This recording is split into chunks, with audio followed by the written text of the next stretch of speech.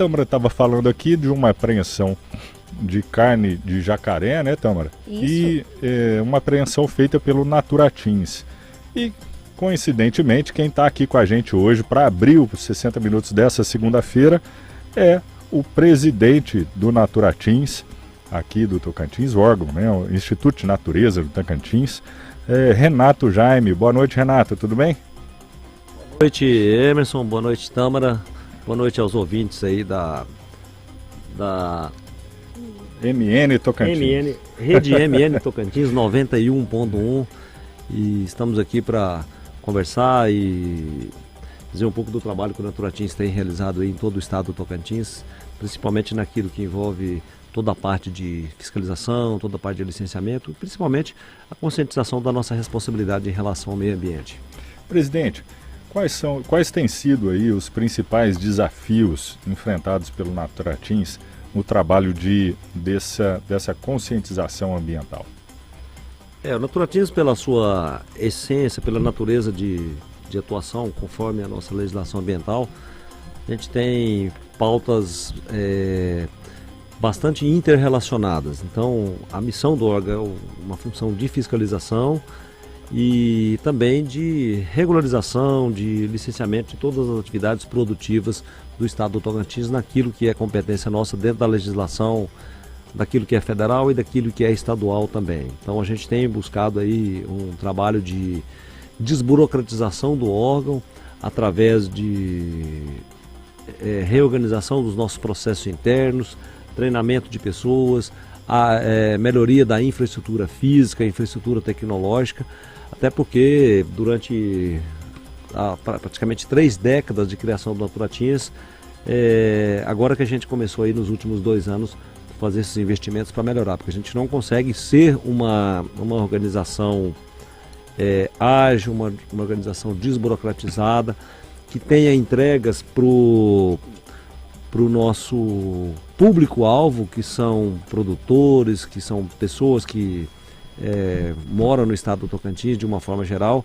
Se a gente não tiver pessoas preparadas, pessoas treinadas, pessoas qualificadas e não tivermos processos de trabalho bem definidos, ou seja, a legislação ambiental brasileira, nossa, e aqui também não é diferente, é uma das mais complexas do mundo, né? Então é muito difícil se cumprir a legislação. Então a gente tenta fazer um trabalho de desburocratização, mas atendendo tudo aquilo que é responsabilidade nossa em termos de cumprimento da legislação ambiental. E aí envolvem várias pautas, dentre elas aí uma questão que agora a gente já está se preparando para o período em que não se chove mais. Automaticamente todas as ações de preparação para evitar queimadas, né, que destrói o nosso meio ambiente. Então a gente tem buscado aí a formação de brigadistas dentro das nossas áreas de preservação ambiental, seja Jalapão, Cantão e outras unidades dentro das nossas APAs, né, que a gente chama, de preparar para que haja aí um impacto menor das queimadas, né? E nós temos hoje no Naturatins 63 brigadistas que atuam diretamente dentro das nossas áreas de preservação, e também apoiamos e incentivamos, treinamos e fazemos políticas públicas articuladas com as brigadas municipais, até porque a responsabilidade das prefeituras, porque o fogo acontece no município, né? E muitas vezes esses municípios não estão próximos a áreas de responsabilidade do Estado. Então a gente tem buscado aí, através do próprio Comitê do Fogo, que é coordenado pela Defesa Civil, juntamente com várias entidades estaduais, municipais e federais, ações de conscientização. E principalmente uma coisa que no Tocantins é diferente de outros estados, que aqui a gente tem um manejo integrado do fogo, ou seja, a queima controlada, seguindo protocolos que nós desenvolvemos ao longo dos anos, para que haja um impacto menor. E que precisa da licença do Naturatins. Que precisa da licença do Naturatins, que é um processo bem simplificado. Mas assim, algumas atividades, eu vou citar um exemplo aí, a questão do capim-dourado, né? Então, o capim-dourado ele só nasce se tiver um antecedente da queimada, né, em algumas regiões. Então isso é uma coisa muito específica e assim, algumas pessoas não conhecem. Ah, tá queimando o capim-dourado? Não, não está queimando o capim-dourado.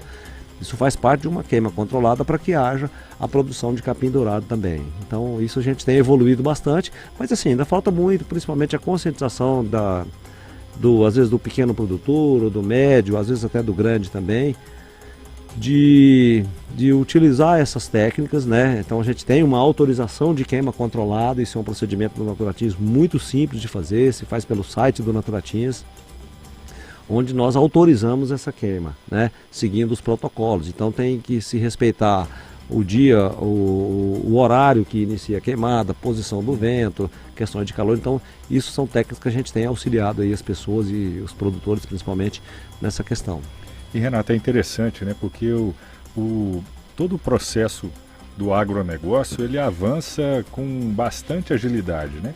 E ainda assim a queimada parece que nos coloca no século passado, né? Ainda, né? Nesse sistema todo de aprimoramento da agricultura, né? Justamente. E a gente tem observado aí, nós tivemos esse ano de 2023 um número muito grande de produtores, e principalmente o setor produtivo de uma forma geral, seja o cara que planta mandioca, cria o gado. A gente teve um aumento aí de 63% no aumento de atos emitidos em 2022. Começamos em janeiro de 2023 com um aumento de 50% só no mês de janeiro. Então, assim, a grande questão é que as pessoas querem estar legalizadas, né? Então tem um rito administrativo para ser seguido, uma série de protocolos, de documentos, de estudos técnicos, na grande maioria dos casos, que visam dar essa segurança para que a gente possa emitir um ato de uma atividade produtiva, né? E também, assim, a gente faz um trabalho de conscientização dos produtores, né? Então existe um projeto aí que é coordenado aí pela Secretaria de Meio Ambiente, o Foco no Fogo, onde várias instituições, eu não sei o número eu não me lembro o número de 2022, mas é algo em torno de mais de 2.000 visitas a propriedades, entregando material informativo do que pode, do que não pode e se pode, até mesmo como fazer. É crime, né? Colocar fogo sem ter a autorização para isso é crime, né? É crime, isso mesmo, é crime, né? Então a gente busca aí justamente estar próximo do nosso público-alvo, né? E seja uma coisa simples de licenciamento, como a regularização de um cadastro ambiental rural, seja de uma atividade de licenciamento, principalmente com informação. As pessoas precisam de informação. A gente tem buscado aí uma forma de desenvolver aí, até pela visão do governador também, que está presente em todos os municípios, conversa com todas as pessoas de diversos níveis, e ele sempre nos cobra isso, a questão da informação, da clareza, da transparência da gestão, para poder colaborar com a nossa preservação ambiental. Então a gente tem assim uma série de ativos que, se a nossa geração não cuidar disso agora, e as próximas gerações, talvez os nossos filhos, os nossos netos, vai ter um Tocantins aí totalmente ambientalmente destruído, né? E a gente não quer isso. A gente tem dos nossos ativos, a água é um dos principais ativos, né? O nosso cerrado também, que praticamente Tocantins 87% é vegetação de cerrado, né? 13% é bioma amazônico, mas a gente precisa também saber lidar com isso para que a gente possa ter aí um futuro cada vez melhor.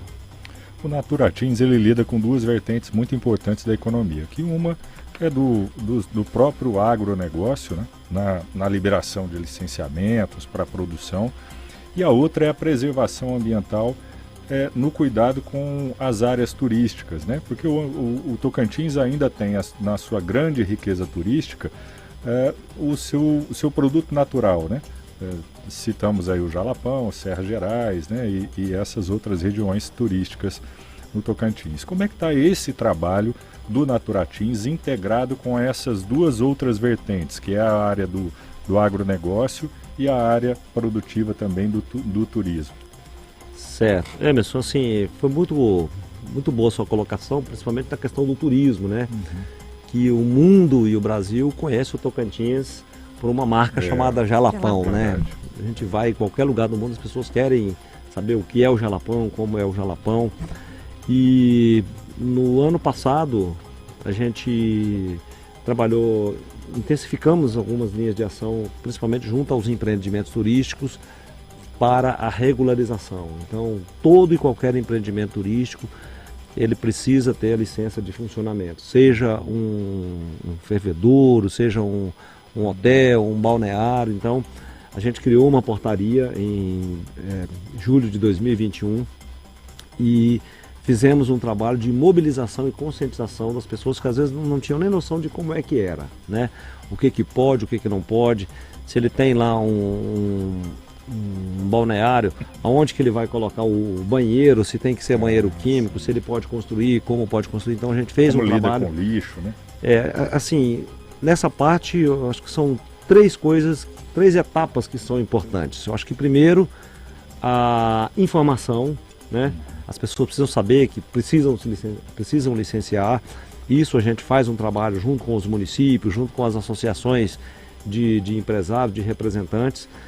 Fizemos em 2022 mais de 20 eventos chamados Orienta Naturatins, no qual a gente leva todas as equipes para os municípios, seja na festa de aniversário da cidade, seja numa exposição agropecuária, no momento, ou num evento próprio mesmo, para a gente reunir os produtores, os donos de empreendimento, para passar informação. Então as pessoas precisam da informação.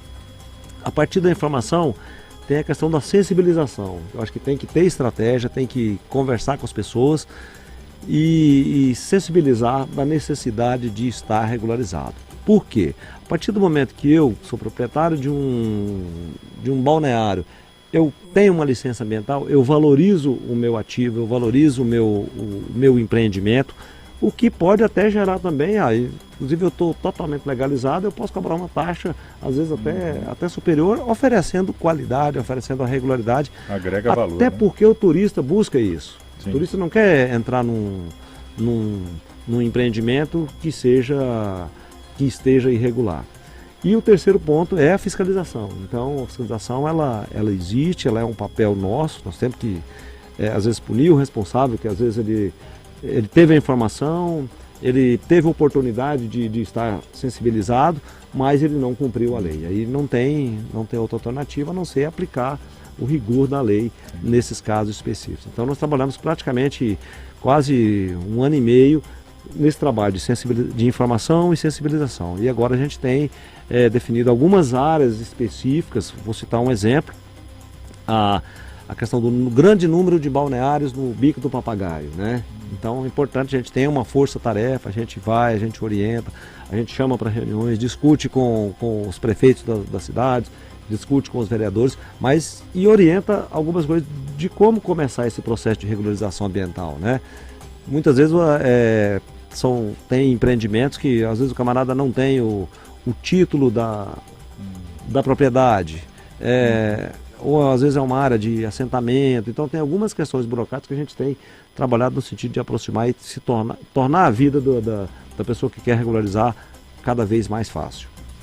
Certo. E presidente, nós temos aqui a informação de que o Naturatins fez um relatório a respeito da Piracema, né, de 2022, 2023, um balanço aí final da Piracema. Eu queria que o senhor trouxesse, nos apresentasse aqui quais foram os principais números obtidos aí nesse balanço da Piracema.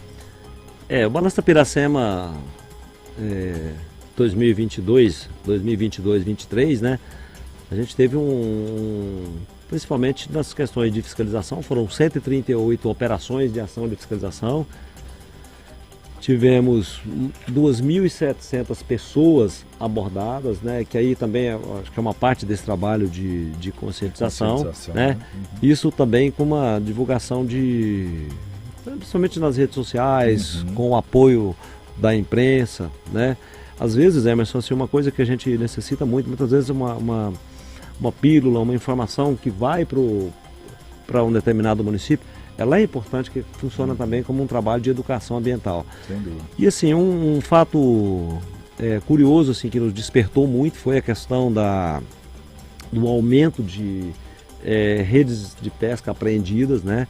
Então a gente tinha 57 mil em 2021, 2022 a gente chegou agora no final da Piracema, em fevereiro, chegamos a 65 mil metros. Então assim, é um momento bastante significativo, né?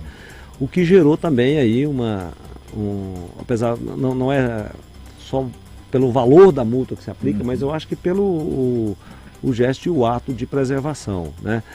E isso gerou a gente rever uma portaria do Naturatins, que era de 2022, né? Onde em 2022 a gente passou a permitir o transporte de pescado, porque dentro de um critério, dentro de um tamanho específico, né? Que é a portaria Naturatins 053, e transporte de um exemplar apenas. Então o indivíduo ele pode levar para casa um tucunaré de acordo com o tamanho permitido na portaria, né? Um por pessoa. Aí tem a questão do peso também, no máximo até 3 quilos por pessoa, até para estimular também, principalmente a pesca esportiva, que é também uma grande vocação do estado do Tocantins. Sim. E aí esse ano a nova portaria foi a proibição da pesca profissional em 18 pontos do Lago de Palmas. Foi um início, um projeto que eu diria que era experimental, mas agora já está bem consolidado, né? Então a gente identificou principalmente nos rios correspondentes à foz dos recursos hídricos do nosso Lago de Palmas, e num raio de 2 km de cada ponto a gente proibiu a pesca profissional, né? Ou seja, é uma vocação a pesca esportiva, mas também a gente entende que o pescador profissional, que é aquele que vive da pesca, que tem um cadastro no Ministério da Pesca, ele também precisa da pesca como atividade para subsistência. Então a gente quer apoiar também. E assim, o que a gente tem visto em outras regiões que adotaram políticas públicas dessa forma, é que esse pescador profissional muitas vezes ele acaba migrando para uma atividade relacionada ao turismo de pesca. Isso a gente tem bons exemplos, principalmente, eu vou citar um exemplo aqui, a região de Casiara também, tem uma parte lá de um rio afluente ao rio Araguaia, que as pessoas que eram pescadores profissionais, é mais interessante para ele levar o pescador, tirar uma selfie lá com um peixe grande e tudo mais, e vem muitas pessoas no estado do Tocantins. Isso a gente tem buscado fazer isso assim, com bastante serenidade, para não prejudicar, até porque é uma área muito sensível. Então a gente deve estar revendo aí, já temos demanda já de implantar essa portaria em outros locais. O município de Porto Nacional também já demandou, na região de Babassulândia, principalmente os nossos lagos, que acabam sendo um atrativo para o Tocantins, que funciona o ano inteiro, né? Então, e para quem quer pescar também, sem ser profissionalmente, tem a pesca amadora e precisa também da licença, né? Precisa da licença ambiental. A gente tinha em 2021, a gente tinha em torno de 250 licenças, registro de pesca. A gente fez um trabalho praticamente em quase todos os campeonatos de pesca, levando a nossa equipe, falando da importância da regularização. Nós chegamos em 2022 a 729. Hoje já deve estar em torno de 800 licenças de pesca emitidas. Então as pessoas têm consciência, o cara vai pescar, ele vai tranquilo, vai com a licença, sendo abordado aí por um fiscal do Naturatins, da Polícia Ambiental ou outras autoridades que fiscalizam, ele está extremamente regularizado. E assim, é uma taxinha muito pequena, um valor simbólico, mas que regulariza, e as pessoas querem isso. Então a gente tem visto às vezes pessoas de outros estados que vêm participar de campeonatos de pesca esportiva, que eles fazem questão, olha, eu quero ter também a carteira do Tocantins. E presidente, nós vamos ter a Agrotins aqui no mês que vem, e eu queria que o senhor falasse como é que vai ser a participação do Naturatins lá. Certo, a participação do Naturatins, assim como foram nas 2 últimas Agrotins, a gente vai ter o serviço Orienta Naturatins, né?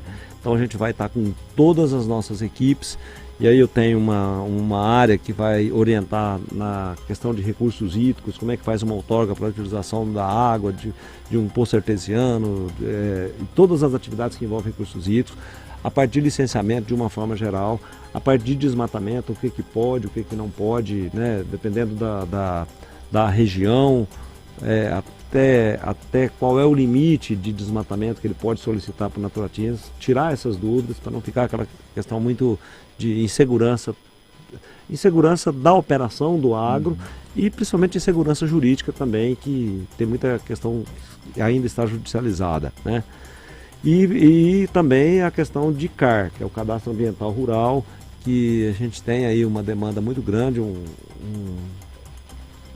déficit grande, de que a gente está buscando aí estruturar o órgão em termos de contratação de pessoas para ter uma força-tarefa. Então, dos quase 95 mil CARs que a gente tem no estado do Tocantins, a gente precisa fazer a validação desses CARs. A gente está buscando aí uma nova estrutura, já temos equipamentos, estamos aí viabilizando a questão de como é que nós vamos contratar essas pessoas, como é que nós vamos treinar, para que o produtor possa buscar isso aí. Então a gente vai estar com o nosso serviço. Qualquer dúvida que a pessoa tiver na Agroteams, seja um expositor, um visitante, a gente vai estar com a nossa equipe técnica para dar toda e qualquer informação. Que as pessoas, assim, elas precisam ter essa clareza do que pode, o que não pode e como fazer, né? Então a gente é um parceiro aí da Agroteams aí, que é organizada pela Ceagro, e caminhamos juntos. O Estado é um só, a questão da preservação é todo mundo junto. Tá certo, Renato, muito obrigado pela entrevista. Volte sempre que tiver novidades lá do Naturateams, os microfones aqui vão estar sempre abertos para vocês. Obrigado, Emerson, obrigado, Tâmara, e aos ouvintes aí, muito obrigado pela atenção e estamos à disposição. Eu queria deixar aqui também o nosso o contato do nosso site para qualquer denúncia, qualquer informação, é no site do Naturateams, o Linha Verde, que é o 0800 063 1155. 0800 063 1155. 1155, tá certo. Falamos aqui com Renato Jaime, presidente do Instituto de Natureza do Tocantins. Muito obrigado mais uma vez pela entrevista. Agora são 6 horas e 29 minutos. Vamos para um rápido intervalo, já voltamos.